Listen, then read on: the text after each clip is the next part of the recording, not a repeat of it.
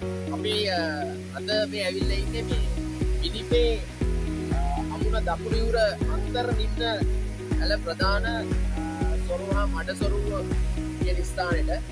ඇත්තට මේ දැන් රන්දිනිකල ඩෑම් එක හරහා ඉතන බලාගෙන තමයි ආවේ. මේක මේ තාම සුන්දර ස්ථානයක් ඔබට පේනවා ඇති. මෙතන තියෙනවා මේ ප්‍රධාන දොරටු 6ක් තියෙනවා. ඒ දොරටු 6න් දැනට දොරටු 2ක් විවෘත කරලා තියෙන්නේ පල්ලෙහා කුඹුරු වලට අවශ්‍ය ජලය බෙදා හැරීම කටයුතු සඳහා. හැබැයි මේ දොරටු 6ම විවෘත කරොත් එහෙම මහා විශාල ජල කන්දරාවක් පහළ ගම්මාන වලට යනවා.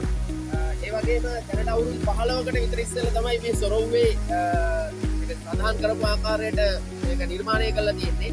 දැන් ආපහු මේ වෙන විට ප්‍රතිසංස්කරණ කටයුතු කරගෙන යනවා. දැනට දොරටු 2ක් විවෘත කරලා තියෙනවා. ඒ වගේම මගේ මේ වම් අත පැත්තේ ඔබට පේනවා මිනිපේ එලිකට් කියලා කියන්නේ අපි නැත්නම් මේ මිනිපේ අමුණ නැත්නම් පිටවාන කියලා කියනවා. මේක දැනට අවුරුද්දකට විතර ඉස්සෙල්ලා තමයි වැඩ ඉවරුණා කියලා සඳහන් වෙන්නේ. මේක චීන රජයේ ආධාර මත අපේම ලාංකිකයන් ලාංකික ශ්‍රමිකයන්ගේ නායකත්වයේ ශ්‍රම දායකත්වයේ නිර්මාණය කළා කියලා තමයි සඳහන් වෙන්නේ.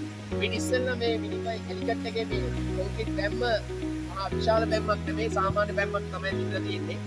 මේට එහයි තව කෞතුකාගාරයක් තියෙනවා. අපිට මේ පැත්තට ගියොත් ඔයගොල්ලන්ට මේ විස්තර ටිකක් ලබා දෙන්න පුළුවන්. මේකේ දැනට මේ ප්‍රතිසංස්කරණ කටයුතු කරන්නේ අපේ රටේම වැඩ කරන කාර්මිකයෝ. ඉතාම සුන්දර තැනක්. ඔබට ආරාධනා කරනවා මේ තැන බලන්න ඉන්න. රන්දෙනිකල මේ ඩෑම් එකේ ජලාශේ අලලා මෙතෙන්ට අනිවාර්යෙන් එන්න. ඒ වගේම කියන්න ඕන විශේෂ දෙයක් තියෙනවා. දැන් අපි ඕන්න ඉස්සරහට යමු. මෙතන මේ මට කියපු ආකාරයට නම් මේ වතුර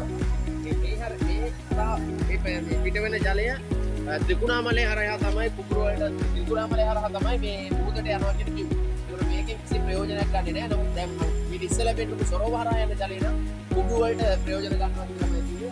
හැබැයි රජේ සඳහන් කරපු ආකාරයට මම දන්නේ නැහැ මට මේක කියපු විදිහට. මේකෙනොත් යම් කිසි වැඩක් ගන්න පුළුවන් නම් මේ වතුර නිකන් ගලාගෙන යන්න ඕටි. මේකෙනොත් ප්‍රයෝජනයක් ගන්න පුළුවන් නම් අපේ රට තාත් ලොකු සම්පතක් වුණා මේක. වත් දැන් මෙතන තියෙන විස්තරය මම හිතන්නේ මේ පිළිපේ අමුණ දකුණු යුර අන්තර් රින්ගල ප්‍රධාන සොරුවා මඩ සොරුව කියලා විස්තර දාලා තියෙනවා. ඔයගොල්ලෝ එන්න බලන්න මේ විස්තර අහගන්න. විශේෂයෙන් පාසල් යන දරුවන්ට වැදගත් ඉතිහාස විෂය හදාරන දරුවන්ට හොඳ දැනුමක් මෙතන ලබා ගන්න පුළුවන්. මමත් මේ කතා බහ කිරීම තුළින් එකතු කරගත්ත දැනුමක් අන්තර්ජාලයේ ඕන තරම් තොරතුරු තියෙනවා. නමුත් මේක බලන්න හැබැයි මේකේ මේ වතුර මාස කීපයක් යනකම් මාස 3-4ක් 5ක් විතර යනකම් මේ විදිහට තියෙයි කියලා කියනවා. සමහර දවස් වතුර නැති කාලේ මේ සුන්දරත්වය බලා ගන්න ලැබෙන්නේ නැහැ. සුන්දර දවසුණා.